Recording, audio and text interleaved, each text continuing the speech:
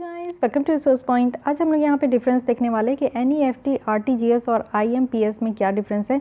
काफ़ी basic difference है जो कि मैं आपको यहाँ पे लेटेस्ट जो चेंजेस आई है एनईएफटी में उसके साथ बताऊंगी। साथ ही कुछ यहाँ पे इसकी बेसिक फीचर्स भी है, वो भी हम लोग डिस्कस करेंगे। तो चलिए स्टार्ट करते हैं। सबसे पहले यहाँ पे कंपैरिजन देख लेते हैं तीनों के बीच में। तो एनईएफटी है, आरटीजीएस है, आईएमपीएस है। ये होता है immediate mobile payment system, real time gross settlement, national electronic fund transfer. तो सबसे पहले अगर हम लोग देखें कि मिनिमम वैल्यू जो ट्रांजैक्शन है वो कितना होता है, तो एनईएफटी के थ्रू आप 1 रुपया भी ट्रांजैक्शन कर सकते हैं। आरटीजीएस में आपका मिनिमम वैल्यू 2 लाख होता है। 2 लाख से कम जो है आपको यहाँ पे ह्यूज ट्रांजैक्शन नहीं करनी है। तो मेनली आरटीजीएस जो है वो बिजनेसमैन ये सारे लोग यूज़ करते हैं इतने ज़्यादा ह्यूज ट्रांजैक्शन के लिए। आईएमपीएस में भी देखिए ये ऑनलाइन है, आप मोबाइल से आराम से कर सकते हो। तो ये 1 रुपया तक आप ट्रांजैक्शन कर सकते हो।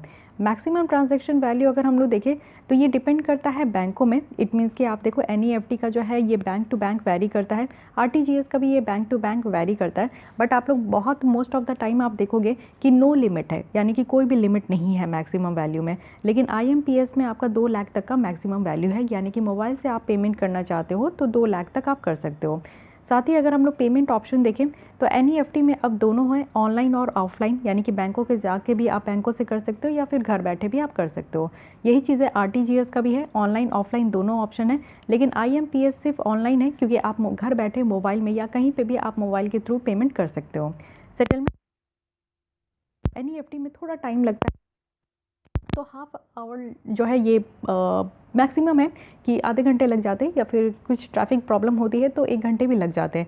बट आरटीजीएस जैसे कि नाम में ही आपको देखने को मिल रहा है कि रियल टाइम ग्रॉस सेटलमेंट, तुरंत आप जैसे यहाँ से आप भेजे हो, सेंड किए हो, वो सामने वाला आपका रिसीव कर लिया है, तो ये रियल टाइम में होता है।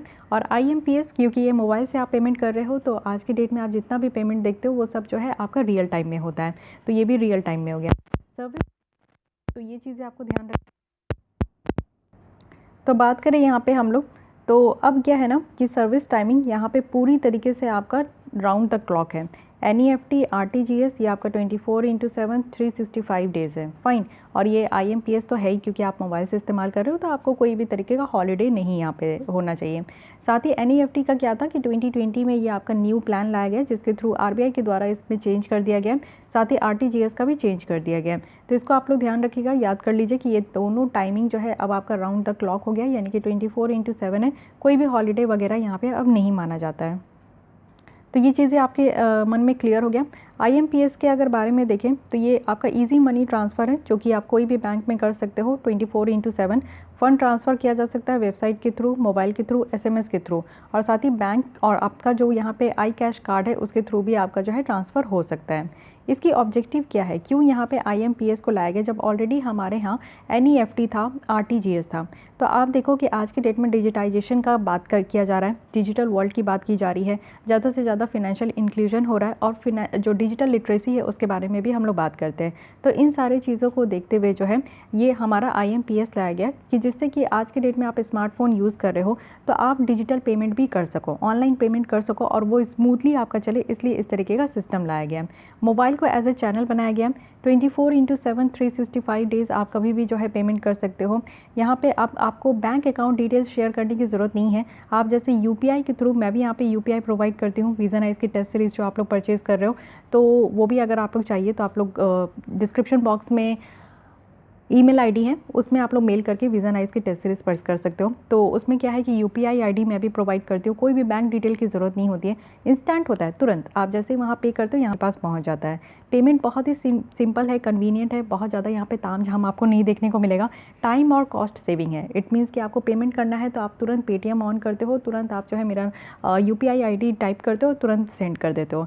सेफ़ और सिक्योर भी है। इट मीन्स कि ऐसा नहीं है कि बीच में हैक हो जाएगा, कहीं और पैसे चले जाएंगे, इस तरीके के केसेस भी नहीं देखने को मिलती है। इमीडिएट कंफर्मेशन है, तुरंत कंफर्म हो जाता है कि हाँ आपका पैसा जो है ट्रांसफ़र हो चुका है, या फिर पेंडिंग में भी होता है तो वो आपको तुरंत कंफर्म कर देता है कि पेंडिंग में है, फेल्ड हो गया या फिर क्या हुआ।